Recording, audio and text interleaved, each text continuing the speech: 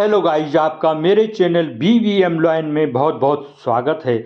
आज की वीडियो में संस्कृत कक्षा 10 के कुछ महत्वपूर्ण प्रश्नों को हल करेंगे। प्यारे बच्चों, यदि आपके अंग्रेजी में अच्छे अंक नहीं आ रहे हैं तो यदि आपने छठवें विषय के रूप में संस्कृत ली है तो आप इसमें मेहनत करके अच्छे अंक ला सकते। आपके 5 विषयों के ही अंक जोड़े जाते हैं। यदि अंग्रेजी में कम अंक हों या असफल हो रहे हों तो संस्कृत में आप पास हो सकते हैं, उसमें अच्छे अंक ला सकते हैं। तो संस्कृत में अच्छे अंक लाने का प्रयास कीजिए और मेहनत कीजिए, तो आपका 5वें विषय के रूप में संस्कृत के ही अंक जोड़े जाएंगे और आप पास हो सकते हैं। तो इस बात का ध्यान रखिए और मेहनत कीजिए।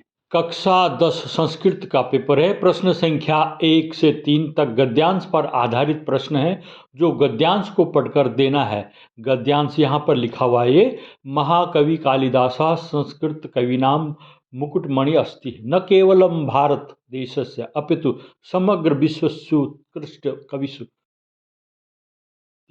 इस तरह से इसको आपने पढ़ना है, समझना है, और इसको समझने के बाद यहाँ पर 3 प्रश्न दिए जाएंगे, उन प्रश्नों को हल करना है। पहला प्रश्न है उक्त गद्यांशस्य शीर्षकः।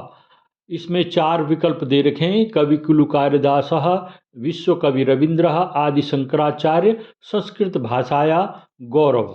आंसर है इसका कविकुलगुरु कालिदासः। प्रश्न 2 है विश्व कवि के रूप में कौन प्रसिद्ध हुए? कालिदासः, वाल्मीकि, रवीन्द्रः। तीसरा, संस्कृत कविना मुकुटमणि का अस्ति। आंसर में विकल्प हैं कालिदासः, वाल्मीकि, भारवी, व्यास। आंसर कालिदासः। संस्कार कितने होते हैं? 12, 14, 16 या 18? आंसर इसका 16 संस्कार होते हैं, तो विकल्प भी सही है। 5वां, धनंजय कम अखतयत?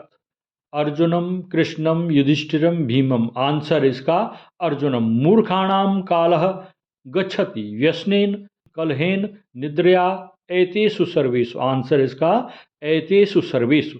मोहनदासः सत्यप्रियः निर्भयो जातः, मातेव, पितेव, भ्रातेव, गुरुजनेव। आंसर इसका पितेव। इस तरह से आपने इनको प्रश्नों को प्रश्न आंसर याद कीजिएगा। शंखचूर्णः आसीत्, नागः, देवः, दनुजः, मानवः। आंसर है दनुजः। रमानाथाय रक्तम अददात? सुमेधा, रंभा, चपला या विनय? आंसर इसका सुमेधा। सुमेधा कस्य पुत्री अस्ति? विनयस्य, रंभाया, चपलायाः, रमानाथस्य। आंसर इसका विनयस्य। माहेश्वर सूत्राणि संख्या अस्ति? 11, 14, 10, 13। आंसर इसका 14। 12वां प्रश्न है क का उच्चारण स्थान है? कंठ। उत्तर है इसका, है ना। त्रिभुवन में समास है? द्विगु समास। वृक्षात में कारक है? अपादान। बालिके किस विभक्ति व वचन का रूप है? चतुर्थी एकवचन या पंचमी द्विवचन या प्रथमा द्विवचन या सप्तमी एकवचन? उत्तर है इसका प्रथमा द्विवचन। इस तरह से ये 15 प्रश्न हैं। आगे है पठेत किस लकार का रूप है? लट लकार, लोट लकार, विधिलिंग या लिट लकार? आंसर इसका विधिलिंग। इसके अधोलिखित संस्कृत गद्यांश में से किसी एक का संदर्भ सहित हिंदी में अनुवाद कीजिए। ये 4 अंक का प्रश्न है। ये लिखा हुआ है आंग्ल वाङ्मये काव्यधनः शेक्सपियर एव, संस्कृत साहित्य कविकुलगुरु कालिदासः इव, हिंदी साहित्य महाकवि हुआ है। इसको पूरा पढ़ लीजिए, उसके बाद इसका आपने हिंदी में अनुवाद करना है।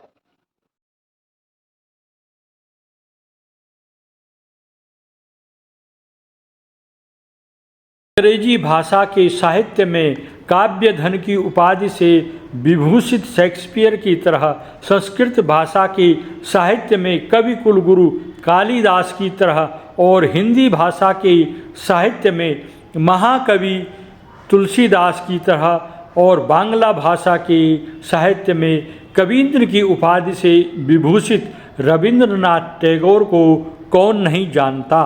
आधुनिक भारतीय भाषा के शिल्पियों यानी लेखकों में ठाकुर रविंद्रनाथ टैगोर का स्थान महत्वपूर्ण है। यह लेख विश्व कवि रविंद्र पाठ से लिया गया है।